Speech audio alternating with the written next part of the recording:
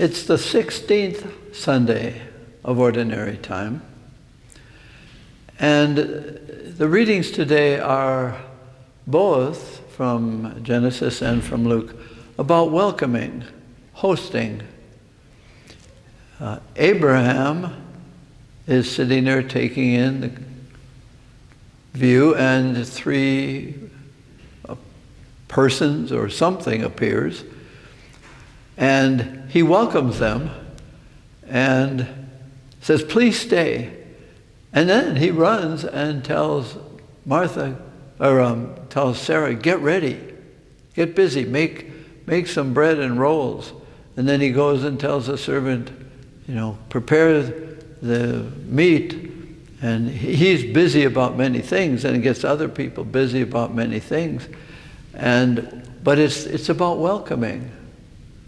And then, of course, a great promise is made to Sarah, and Abraham. Sarah has not had any children, which, of course, in the Jewish tradition is a sign of God's blessing. But the gospel is very interesting, isn't it? Martha is welcome. Martha, it seems to be Martha's house. And Mary is almost part of the furniture. She's not doing anything. And Jesus is welcomed in. And Jesus notices that Martha is doing many things, and she's doing it with anxiety and worry. Is she performing? Is she doing the right thing? Which is, if you remember last week, the lawyer asked, "Am I doing the right thing? What's my neighbor?" It's always about the right thing. What's the right thing to do? So Martha is doing Martha. She's banging pots and pans. And this reading sometimes can be conflicted. Is the active life or the contemplative life? Or is it better to do something or just to listen? Just sit there and listen. It's a good tension. Jesus says, Mary has the better part. She is listening to me. Because of stories, we can wonder, is Mary resting because she has been working all day? It doesn't say that. Does it say that she's, after listening to Jesus, she's going to get up and do lots of things? We assume so, but it doesn't say it. It says she's sitting at the feet of Jesus, listening. And maybe that's the sum of the whole 10th chapter of Luke's Gospel, including the Good Samaritan last week. Mary is listening to Jesus teach.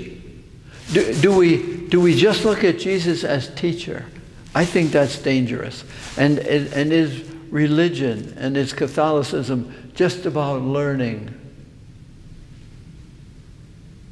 picking up things to remember and to quote?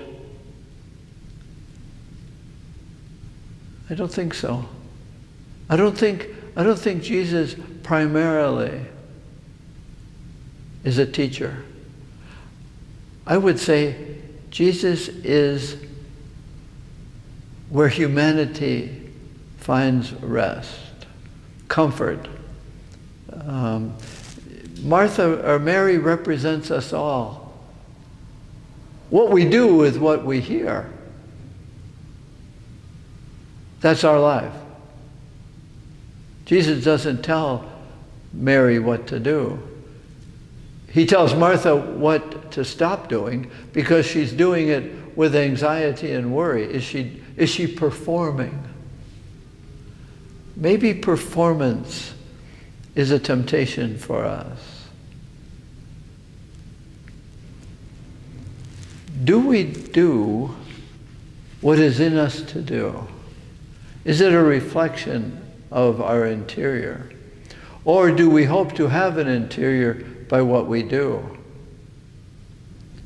Listening to Jesus is listening to tenderness, gentleness, companionship. And we don't, at least for me, I don't want Jesus to be a professor, a Pharisaical teacher. I want Jesus to speak tenderness. In some ways, I'm not real interested in exactly what he's saying. He's asking Mary to be comforted, to be Mary.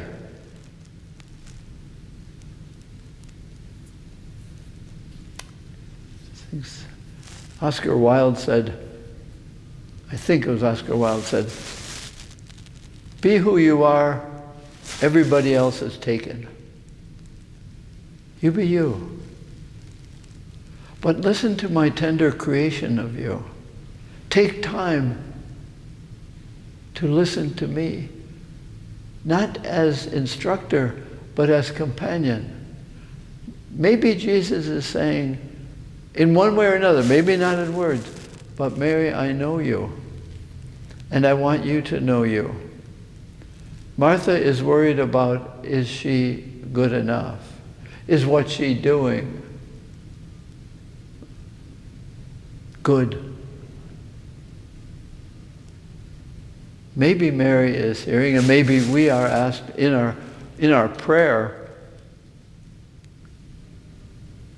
to hear Jesus say, your goodness is not what you do. Your goodness is what I give you, who I give you to be. Be that. What you do will be an expression of who you are inside. Let me give you your inside. Maybe that's the tenderness. And maybe teaching is too severe. Learn this. Get this straight. I remember learning Latin declensions and conjugations. Pounding and pounding. No, you're not doing it right. No, that's not the accusative, that's the dative. Crazy. I would like to have had a teacher who says, I understand why you think the accusative is that word. No. I need to be comforted in what I got was hounded. So if we look at Jesus as hounder and demander, and you better do this, and you get it straight. Maybe Mary is recovering from the influence of Martha on her. We never think of that. Maybe Martha was the hounding Latin teacher. Do this, it's according to the law. Do that, it's according to the law. Look good. Shape up.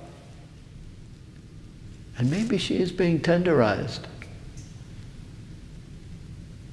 and healed and being comforted that it's okay to be accompanied by Jesus, who teaches tenderness, not legal conformity, not doing this and doing that right.